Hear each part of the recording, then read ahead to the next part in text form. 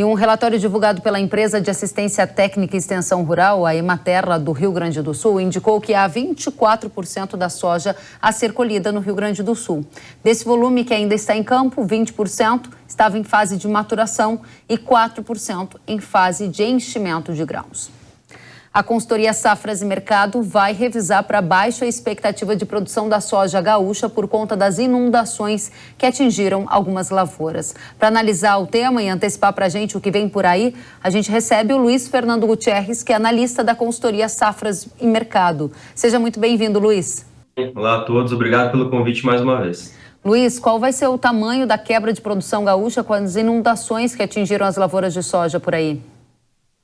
Pois é, Kelly, é um pouquinho cedo, digamos assim, para a gente ter um número mais assertivo, né?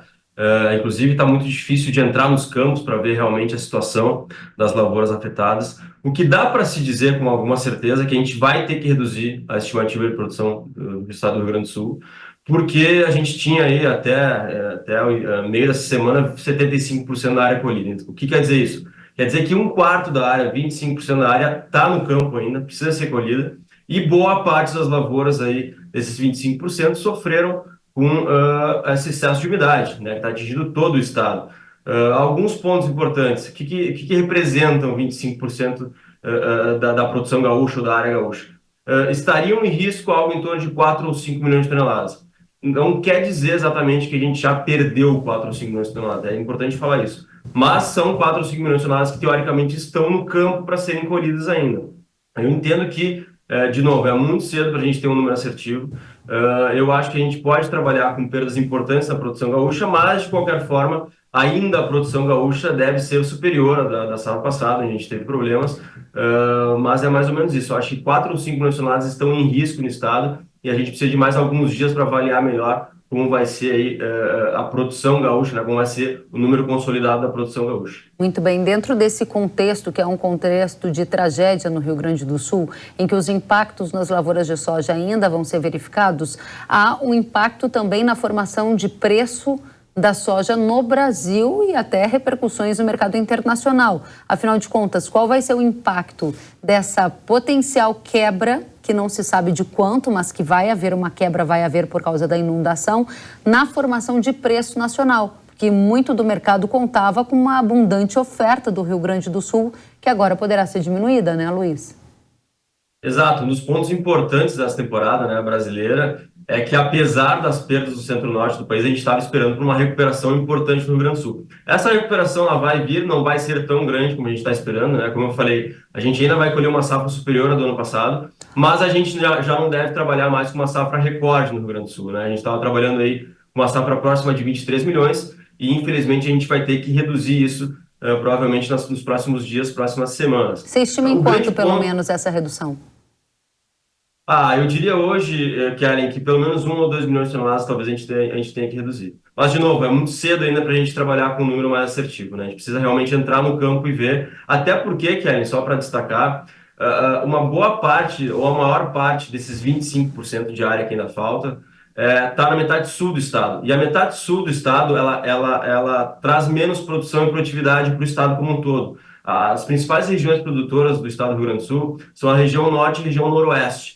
Foram regiões muito afetadas, mas nessas regiões a colheita já está bem mais avançada. A gente tem 90%, 95% das áreas colhidas aí em importantes municípios produtores. Então eu entendo que é possível a gente ver perdas expressivas ainda, mas como é a metade sul que vai trazer mais esse resto da colheita para o estado, talvez as perdas não sejam tão extensivas assim como a gente pode trabalhar.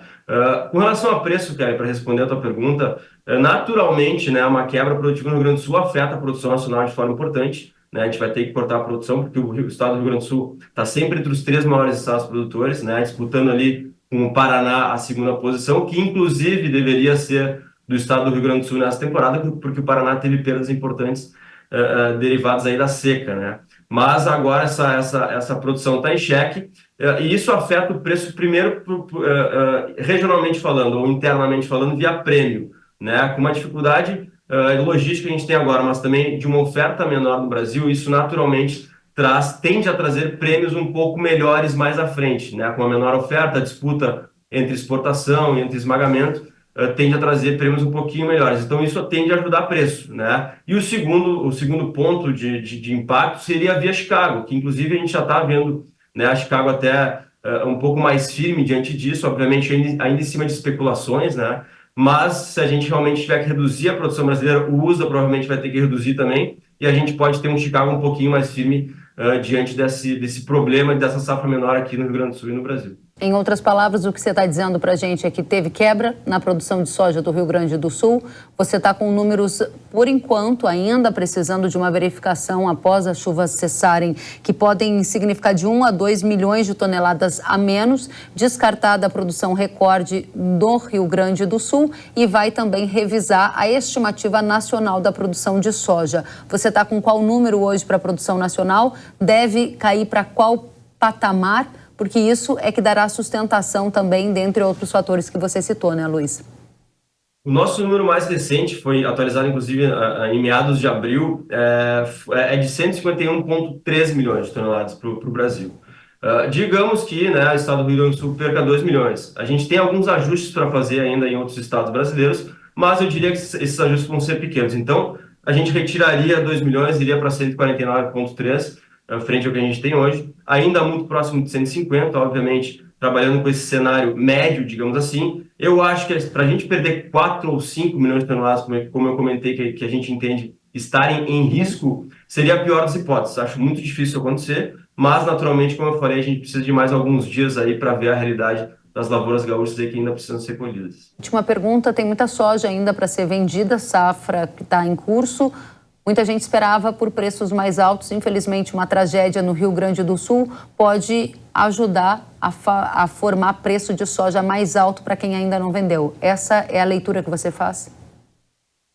Não é a melhor forma da gente ver preços melhores, né? Infelizmente, com uma perda dessa proporção, né, e catastrófica, como a gente está vendo no Rio Grande do Sul. Mas, de uma forma geral, sim, Kelly. Se a gente tiver perdas mais expressivas aqui no Rio Grande do Sul, ou se confirmando, né, perdas um pouco mais expressivas, isso tende a trazer um preço melhor e tende a trazer uma oportunidade aí para o produtor em todo o Brasil. Muito bem. Luiz Fernando Gutierrez, analista da consultoria Safras e Mercado, obrigada por trazer os detalhes direto do Rio Grande do Sul, onde essa tragédia está gerando muitos impactos também no mercado agrícola. Volte sempre, Luiz. Até a próxima. Obrigado, Kelly. Um abraço. Até a próxima. Outro para você.